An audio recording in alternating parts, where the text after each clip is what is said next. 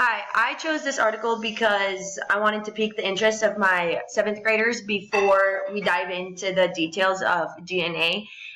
So I'm going to start by reading the first paragraph, or I'm going to start by activating background knowledge.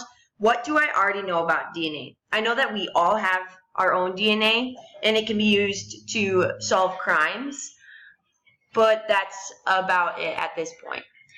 DNA technology is a field that has many applications for our everyday lives. In this video lesson, you will learn about some of the important contributions of DNA technology to industries such as medicine, agriculture, and criminal investigation.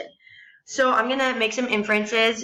I have seen on TV how DNA is used to solve crimes by collecting hair samples or saliva samples or skin cells to find DNA to who committed the crime. But how is it used in medicine and agriculture, especially agriculture? So I'm going to read the next paragraph. DNA technology is an exciting field these days. This is a study and manipulation of genetic material, and scientists are using DNA technology for a wide variety of purposes and products. So I'm going to ask some questions. Why is it exciting? And what are the purposes and products? This keeps me intrigued. So a major component of DNA technology is cloning, which is the process of making multiple identical copies of a gene. Cloning may bring to mind interesting sci-fi movies, but cloning also gives us pest-resistant plants, vaccines, heart attack treatments, and even entirely new organisms. So there was a lot in those next couple sentences. So I'm going to go back, reread, and adjust my reading rate. Starting at a major component of DNA technology is cloning. Cloning is the process of making multiple identical copies of a gene. So I'm going to take some notes and just put cloning equals copying genes. I'm also going to ask a question. What are genes?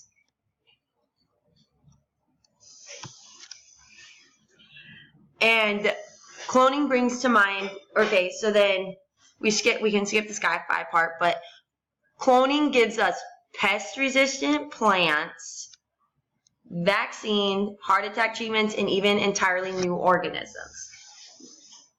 How does it do this, first of all? And can I make any connections to what cloning brings us? Well, I grew up in an agricultural environment, so pest-resistant plants. Cloning has been used for corn, like those kind of plants, and then like heart attack treatments. For instance, my grandpa had a heart attack several years ago, and he survived.